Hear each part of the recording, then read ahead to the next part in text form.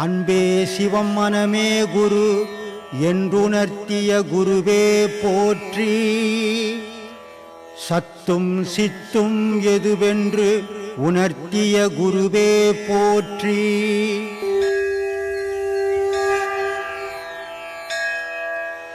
மௌன உபதேசத்தை பற்றி அருணகிரிநாதர் பாடல்கள் அங்கங்கே ரொம்ப சிறப்பாக குறிப்பிடுறார். எல்லா மகானும் சொல்லிக்கிறான், ஆனால் மனுஷனால் எடுத்துக்க முடியல.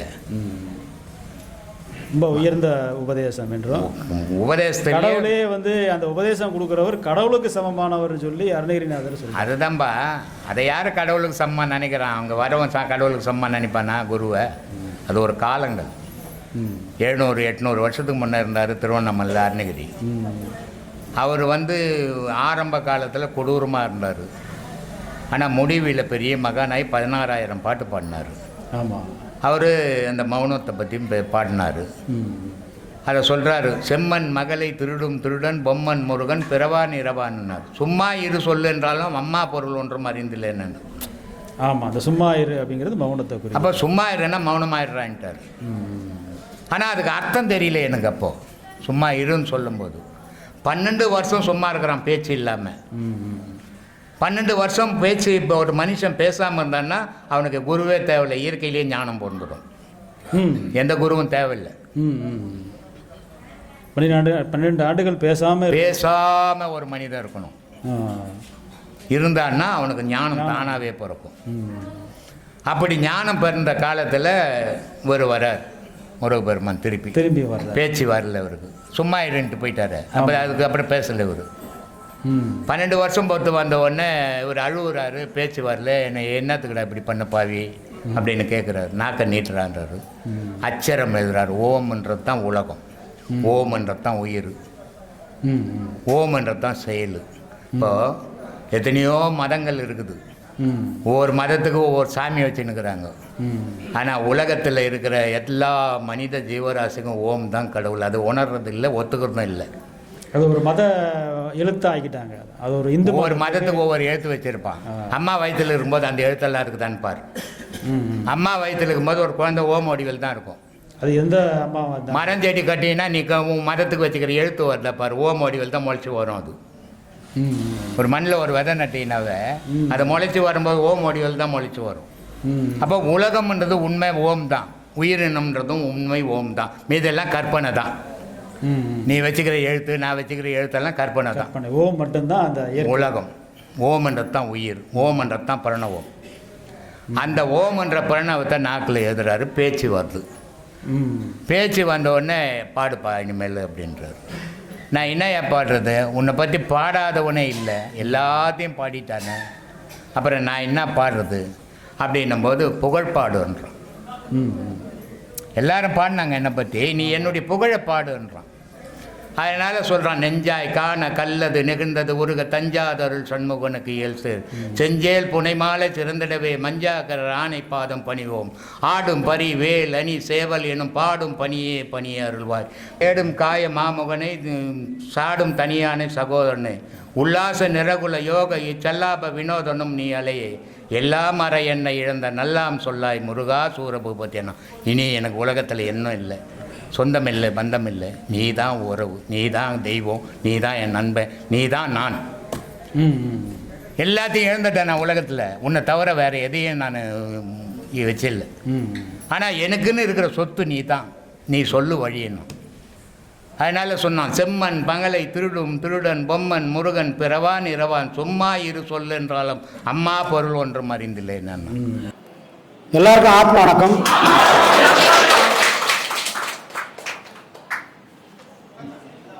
நீண்ட இடைவேளைக்கு பிறகு இப்போ நாம் எல்லாரும் இந்த சிரிச்ச முகத்தோட உங்களை பார்க்கறதுல எனக்கு ரொம்ப சந்தோஷம்.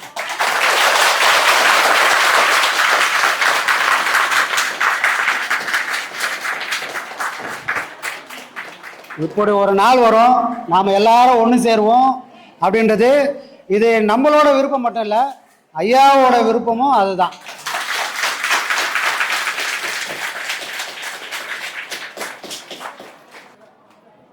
ரொம்ப சந்தோஷம். ஐயாவுடைய குரு வாழ்த்தை முதல்ல படிச்சுட்டு நம்ம தொடங்குவோம். படிச்சிடலாமா? மனம் மனத்தினில் ஒடுங்கி நம் மாயையெல்லாம் நீக்கி தூய ஒளி கிளம்பி நம் துன்பமெல்லாம் தீர்த்து தாயை காட்டி தந்தையுடன் சேரவும் அருள் புரிய வேண்டும். எல்லாம் வல்ல சர்க்குருநாதர் பிரம்மஸ்ரீ நித்யானந்த சுவாமிகள் மலரடி சரணம் சரணம் சரணம். இந்த இப்போ எல்லாருமே சொல்லுவாங்க, கலிகாலத்தில் அன்பு வழி சரியாக இருக்குமா அப்படின்னு எல்லாரும் கேட்பாங்க. ஆனால் இது வந்து கலி யுகத்துக்கு மட்டும் பொருந்தாது, எல்லா யுகத்துக்கும் அன்பு மட்டும்தான் என்றைக்குமே நிரந்தரமான தீர்வாகவும் இருக்கும்.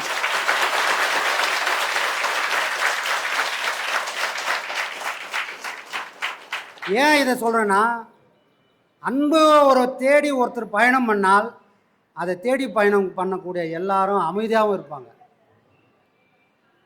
இப்போ நாம் எல்லாரும் இவ்வளோ அன்பாகவும் அமைதியாகவும் இருக்கிறதுக்கு காரணம் யாருன்னு கேட்டால் நம்மளுடைய சர்க்குருநாதர்.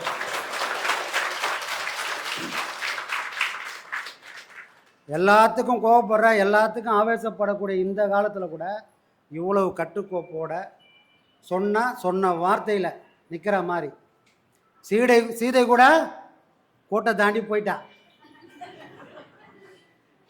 ஆனால் நாம் எல்லாரும் ஐயா போட்ட கோட்டை தாண்டாமல் அங்கேயே நிற்கிறோம்.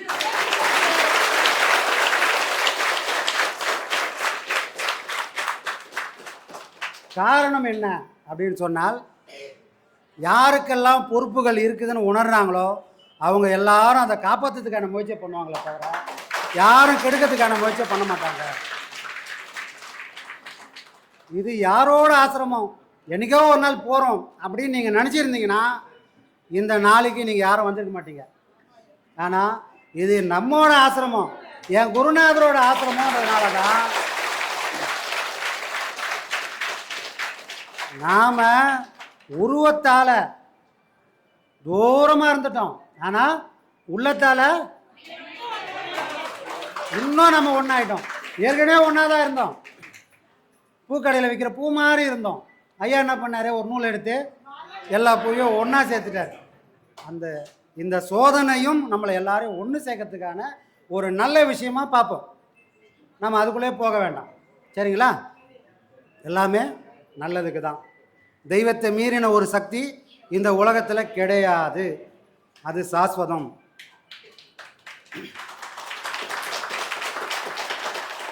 ஞானத்தை மீறி ஒரு செல்வம் இந்த உலகத்தில் கிடையாது.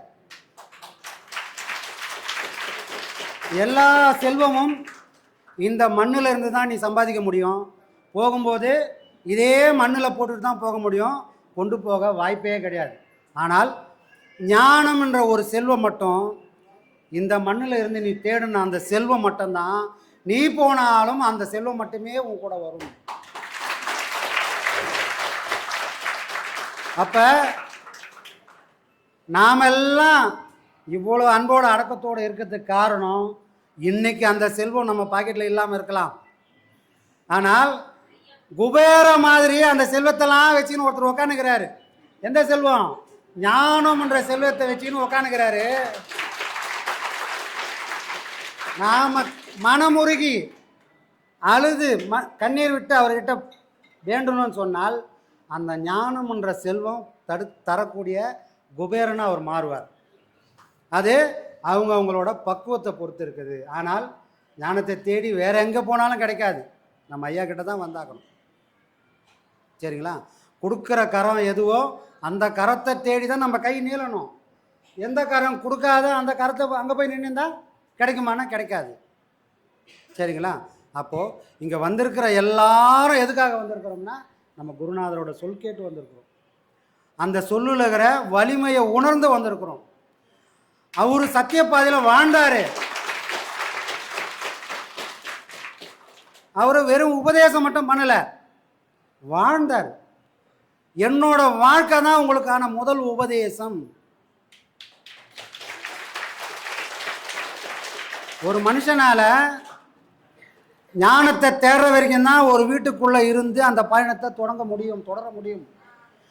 ஞானத்தை அடைஞ்சிட்டால் சொல்லுவாங்க இல்லையா, கிளிக்கு ரெக்க முளைச்சிச்சு பறந்து போச்சு அப்படின்வாங்க. அப்போ ரெக்க முளைக்காத வரைக்கும் அது ஒரு இடத்துல இருக்கும், ரெக்க முளைச்சா பறந்துடும். அதை போல் ஞானத்தை தேடி அலையக்கூடிய ஒரு மனுஷன் கிடைக்காத வரைக்கும் குடும்பத்தில் வாழ முடியும். ஞானத்தை அடைஞ்சிட்டா அந்த குடும்பம் அவனுக்கு ஒரு சுமையாகிடும், ஒரு சிறையாகிடும். அப்போ என்ன பண்ணுவாங்கன்னா, எல்லாரும் அந்த நிலையை உணர்ந்ததுக்கப்புறம் எப்படியாவது இந்த இல்லறத்தை விட்டு நாம் தப்பிச்சு போகணும், இது ஒரு சிறை, இதுலேருந்து நான் தப்பிச்சு போகணும்னு பார்க்கக்கூடிய அப்படி தான் இருந்தாங்க எல்லா ஞானிகளும். எவ்வளோ ஞானிகள் அடையிற வரைக்கும் குடும்பத்தில் இருந்தாங்க. அதை அடைஞ்சதுக்கப்புறம் இனி இங்கே இருக்கக்கூடாதுனாலும் பயணம் வெளியே போயிடுவாங்க. ஆனால் நம்ம குருநாதர் மட்டும்தான் அடைஞ்சிட்டாலும் நீ இங்கேருந்து சாதிக்க முடியும், இது ஒரு நாள் பயணம் அல்ல, உனக்கு ஆயுள் எவ்வளோ நாள் அளந்து வச்சிருக்காங்கன்னா இறைவன், அவ்வளோ நாள் நீ பயணம் பண்ண வேண்டிய தூரம் இருக்குது. அப்போது நீ அடைஞ்சிட்டேன்னு வெளியே போகாத. இந்த உலகம்ன்றது மிகப்பெரிய மாயை. நாம் அடையாத விஷயத்தை கூட அடைஞ்சிட்டா போல நமக்கு ஒரு மனப்பிரமையை ஏற்படுத்திடும். நமக்கு தெரியாத விஷயத்தை கூட இதுக்கப்புறம் ஒன்றும் இல்லைன்ற மாயையும் இந்த உலகம் ஏற்படுத்தும். அப்போ நீ எப்பவுமே பயிருக்கு ஒரு வேலி காவல்ன்ற மாதிரி உன்னை நீ காவல் காக்கணும். அந்த காவல் எதுவாக இருக்கும்னா குடும்பத்தை தவிர ஒரு காவல் வேற ஒன்றும் இல்லைப்பா. ஞானிக்கும் குடும்பம் தான் காவல். குடும்பத்திலேருந்து அடைய முடியுமா அப்படின்னு கேள்விக்கு அடைய முடியும். அதுக்கு சாட்சி என் குருநாதர் இருக்கிறாரு. நாம் அப்படி காலரை தூக்கி விட்டு சொல்லலாம்.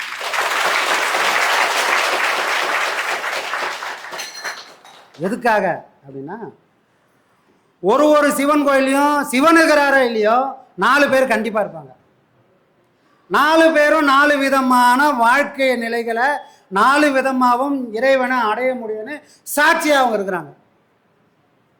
ஒவ்வொருத்தரும் ஒரு சாட்சி. அதில் மிக சிறந்த சாட்சி யாருன்னு சொன்னால் சுந்தரர்.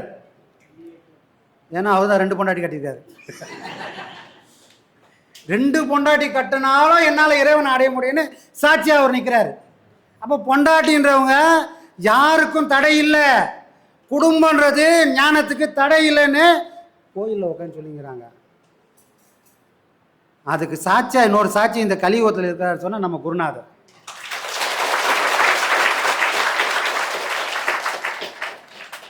அவ்வளோ பெரிய மகானோட ஒரு ஞானியோட சீடர்கள் நாம்.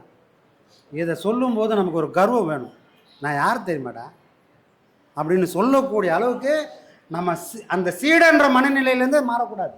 நாம் எல்லாரும் சீடன் தான், ஒரு நாளும் குருவாக முடியாது.